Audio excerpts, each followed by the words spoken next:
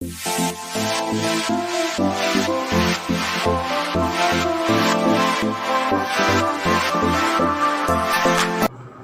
morning students, how are you? I hope all are well. Today we discuss chapter number 7, Geography, Human Environment, Settlements, Transport and Communication. In this chapter we will discuss all three things. First we start with settlement. Settlement means कि जब कोई लोग एक जगह से दूसरी जगह जाते हैं, अपनी सेटलमेंट करते हैं. फॉर एग्जाम्पल कि जो सेटलमेंट है वो होती कैसे है. ठीक है, सबसे पहले क्या होता है कि हम अगर अर्लियर ह्यूमन की बात करें, वो कैसे रहते थे. वो ट्रीज़ के नीचे रहते थे, फॉरेस्ट में रहते थे, केव्स में रहते थे. उनकी सेटलमेंट वहाँ पे होती थी, उनके घर वहाँ पे होते थे. बट जैसे जैसे मॉडर्नाइजेशन होती गई वैसे वैसे हमारी सेटलमेंट में चेंज आते गए.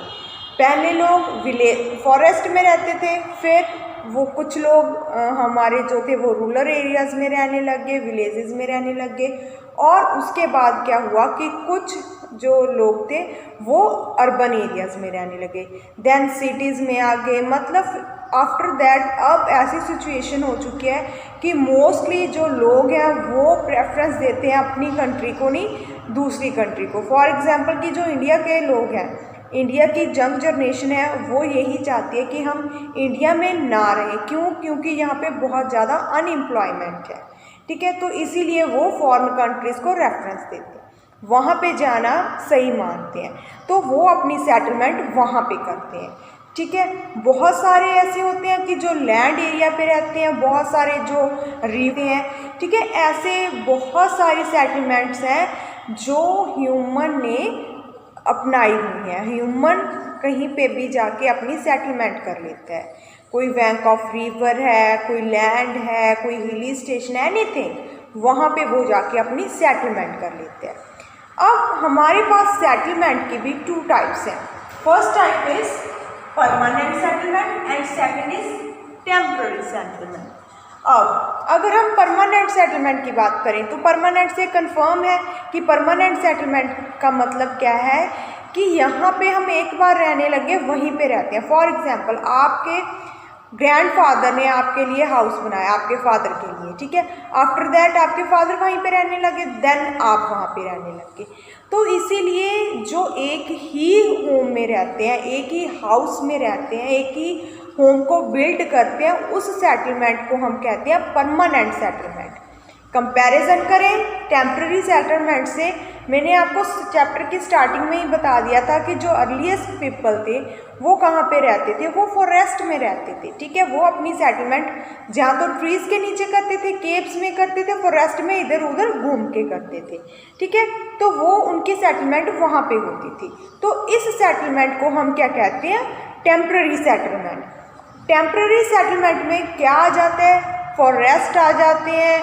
ठीक है, क्यों? क्योंकि वहाँ पे वो हंटिंग गैदरिंग करते हैं, कल्टीवेशन भी वहीं पे करते हैं.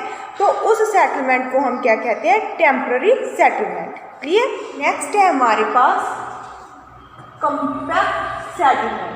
कंपैक्ट सेटलमेंट मीन्स, अब अगर हम कंपैक्ट सेटलमेंट की बात करें, कंपैक्ट सेटलमेंट, कंपैक्ट करना मतलब पास पास में घर को बनाना. ठीक है, फॉर एग्जाम्पल आप सिटीज़ में देखते हो, कॉलोनीज में देखते हो, तो एक कॉलोनी बना दी है. ठीक है, ये कॉलोनी बना दी, तो उसमें सेटलमेंट करनी है. जो कॉन्ट्रैक्टर है उसने क्या किया, उसने अपने आर्किटेक्ट को ऑर्डर कर दिया कि भाई ये मेरी कॉलोनी है, इसमें एटलीस्ट 100 हाउस बना दूँगा. ठीक है, वो बिल्ड कर देते हैं वहाँ पे. यहाँ पे उन्होंने 100 हाउस बना दिए. ठीक है, उनकी सेटलमेंट कैसी होगी? ऐसी, यहाँ पे उनके घर बन गए और ये एक साथ है, बहुत ही नियर है. तो इस सेटलमेंट को क्या कहते हैं बेटे? हम कंपैक्ट सेटलमेंट. मोस्टली ये बिग सिटीज़ में और जो हमारे अर्बन एरियाज होते हैं उनमें होती है. कौन सी settlement? Compact settlement. Clear? Next है हमारे पास स्कैटर्ड सेटलमेंट. अब अगर हम स्कैटर्ड सेटलमेंट की बात करें तो इसमें क्या होता है? स्कैटर्ड कोई चीज़ फैल जाना, ठीक है।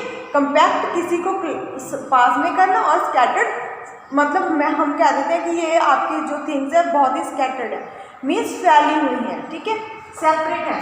तो स्कैटर्ड जो होते हैं हमारी हर्ट्स होती हैं वो कहाँ पे होती हैं, मोस्टली जो हिली एरियाज होते हैं। एक यहाँ पे होगी, ठीक है, दूसरी यहाँ पे होगी, तीसरी यहाँ पे होगी। अगर आप हिली एरियाज में हम बात करें तो वहाँ पे कौन सी सेटलमेंट होती है, स्कैटर्ड सेटलमेंट, ठीक है। स्कैटर्ड सेटलमेंट होती है हिली एरियाज में, और अगर कंपैक्ट सेटलमेंट की बात करें तो वो हमारे पास होती है जो अर्बन सिटीज़ हैं। नेक्स्ट है हमारे पास हाउस ऑन स्टिल्स। अगर हम हाउस ऑन स्टिल की बात करें, वो कौन से हाउस होते हैं, स्टिल्स मीन्स कि जहाँ पे बहुत ही ज़्यादा रेन होती है, रेनी सीजन होता है, रेनफॉल होती ही रहती है, तो वो अपने जो हाउस है वो पूरी तरह से लैंड के ऊपर ना बना के उसके ऊपर से स्टार्ट करते हैं। ये लैंड होगी, यहाँ तक वो कुछ नहीं करते, जस्ट ऐसे ही पिलर छोड़ देते हैं बना के, उसके बाद सेटलमेंट करते हैं। क्यों? क्योंकि अगर वो वहीं पे अपनी सेटलमेंट करेंगे तो वहाँ पे एवरी डे रेन होती है, तो इस रीज़न से रेन की वजह से उनकी जो कंस्ट्रक्शन है वो वीक हो जाएगी, डेली बारिश होगी, तो इसीलिए वो अपनी सेटलमेंट क्या करते हैं, स्टिल पे। हाउस ऑन स्टिल्स हम उनको बोलते हैं जो लैंड के ऊपर ना बने होके थोड़े से ऊपर बने होते हैं। क्लियर?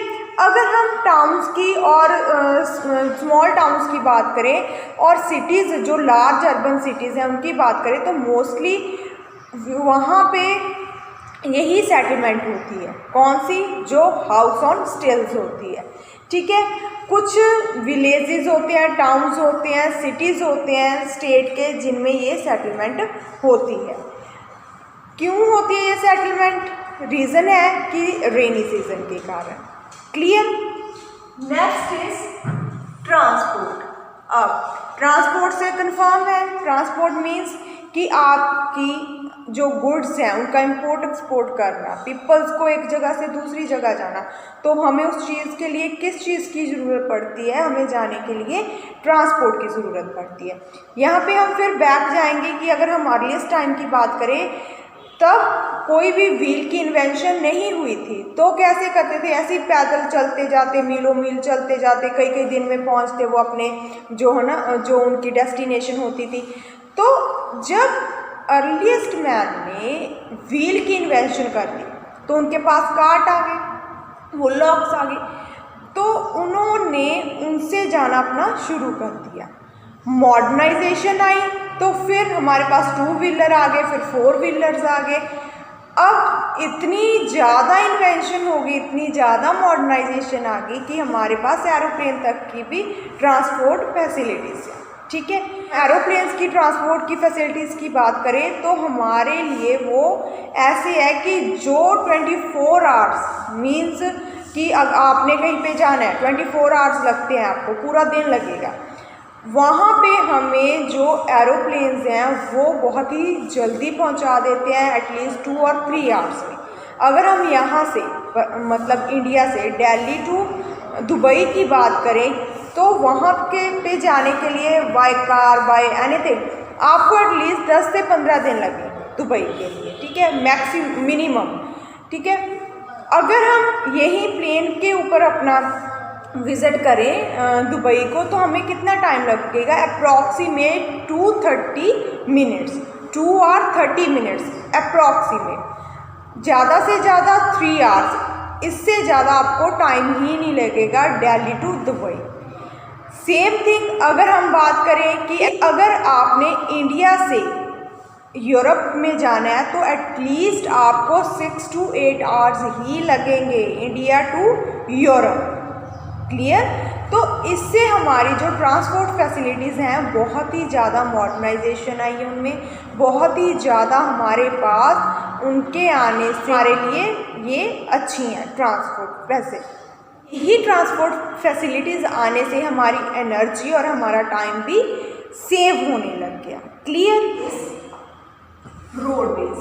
अब अगर हम रोडवेज की बात करें तो क्या होता है कि हमें कहीं पे भी जाना है तो उसके लिए रोड चाहिए, विदाउट रोड तो आप कहीं पे जा नहीं सकते हैं ना।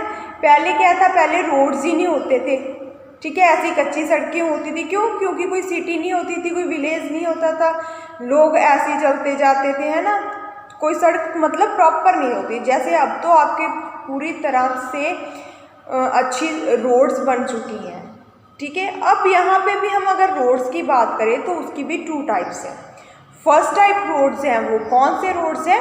Metalled road. And second type of roads that is unmetalled. Metalled अगर हम रोड्स की बात करें तो उनको हम पक्के रोड्स कहते हैं, ठीक है। जैसे अब आपकी स्क्रॉल टाइल्स आ गई, जहाँ फिर जो लुक होती है उससे आपकी सड़कें बनती हैं, बहुत अच्छा मटेरियल, सीमेंटेड मटेरियल भी आ गया है, तो रोड हैं जो बहुत ही स्मूथली बनाए जाते हैं, ठीक है, बहुत ही अच्छे बनाए जाते हैं। तो उन रोड्स को हम, जो पक्के रोड होते हैं, उनको हम मेटल्ड रोड कहते हैं, ठीक है।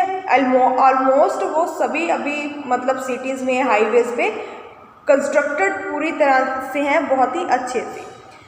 इसी पे अगर हम अनमेटल्ड स्टोन रोड्स की बात करें तो अनमेटल्ड जो कच्ची होते हैं, जैसे विलेजेस में अभी भी बहुत सारी ऐसी सड़कें हैं कि जो अभी भी कच्ची हैं, ठीक है, मिट्टी की हैं, वहाँ पे कुछ भी ना कोई स्क्रॉल टाइल्स है, ना कोई सीमेंटेड मतलब मटेरियल यूज़ किया हुआ है, वहाँ पे कुछ भी नहीं है, ठीक है, अभी भी वहाँ पे कच्ची सड़कें हैं। तो उन हम रोड्स को क्या बोलते हैं? Unmetalled road. यहाँ पे एक और बात आती है, आपने देखा होगा, अगर हम बरनाला की बात करें, हम बोल देते हैं कि अंडर ब्रिज है, कि ऊपर से तो ट्रेन जाती है, अंडर ब्रिज हम दूसरी तरफ जा सकते हैं। अंडर ब्रिज जो हमारी अर्थ के मतलब हमारी लैंड के नीचे से निकले, उसको हम क्या बोलते हैं? अंडर। यहाँ पे भी रोड्स भी हमारे पास हैं कि ऊपर मेट्रोज चलती हैं और नीचे से हमारी नॉर्मल गाड़ीज जाती हैं, ठीक है। तो उनको हम क्या बोलते हैं? उनको हम सबवेज बोल सकते हैं, जहाँ फिर हम बोल सकते हैं अंडर पाथ, ठीक है। जो रोड बिल्ट होते हैं अंडरग्राउंड, उनको हम क्या बोलते हैं? उनको बोलते हैं सबवे और under path. Clear? I hope all are understand. Thank you.